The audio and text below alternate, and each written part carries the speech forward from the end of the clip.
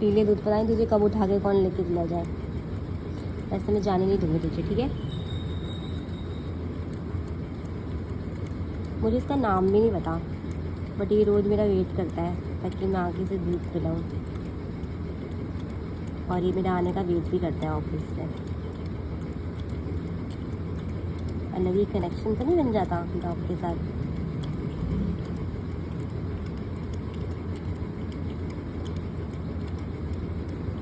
तो दूध बहुत पसंद है, लगता है ऐसा।